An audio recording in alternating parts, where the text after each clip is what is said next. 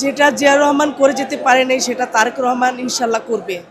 আমরা এই প্রত্যাশা অবশ্যই আমরা রাখি, দেশবাসীরও এই প্রত্যাশা রাখে।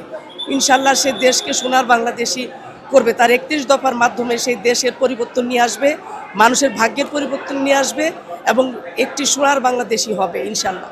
আপনারা জানেন উনি ১৯ দফা দিয়েছিলেন, তার মধ্যে দেশের যে উন্নয়ন, একটি সোনার বাংলাদেশ উনি গড়তে চেয়েছিলেন। উনি অনেকগুলি প্রকল্প হাতে নিয়েছিলেন। সব মশার বিরুদ্ধে সুরক্ষা দিতে এলো বসুন্ধরা এক্সট্রিম অ্যারোসল, মশার বিরুদ্ধে এক্সট্রিম সুরক্ষা। খাল খনন থেকে শুরু করে বেকারত্ব দূর থেকে শুরু করে মানুষের জীবনকে উন্নয়ন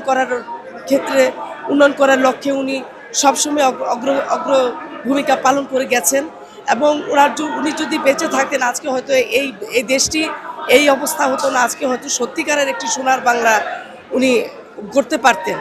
তো ওনার এই আদর্শ নিয়েই আবার আগামী দিনে ইনশাল্লাহ পথ চলবে তারেক রহমানের ৩১ দফা সম্পর্কে আপনারা জানেন।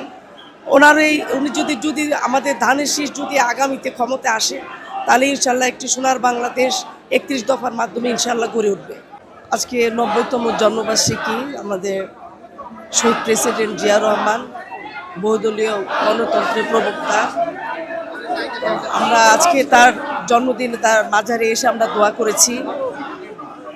ইনশাল্লাহ আর অনুসারীরা, আমরা তার সৈনিকেরা সবসময় আমরা আমাদের কর্মকাণ্ডের মাঝে সে বেঁচে থাকবে, তার আদর্শ নিয়ে আমরা পথ চলব, এটি আমাদের আজকের দিনে প্রত্যাশা। হ্যাঁ, কিছুদিন আগে মারা গিয়েছেন উনি, এখানে সমাধিত করা হয়েছে ওনাকে।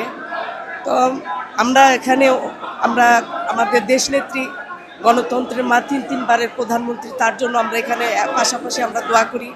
এবং আপনারা সবাই দেখেছেন যে তার জানা যায় কিভাবে বিপুল পরিমাণ মানুষ হয়েছে। সে আসলে গণতন্ত্রের মা এবং আপসহীন একজন নেত্রী। আমরা তাকে শ্রদ্ধা জানাই এবং আজীবন উনি পৃথিবীর বুকে একটি ইতিহাস হয়ে থাকবে।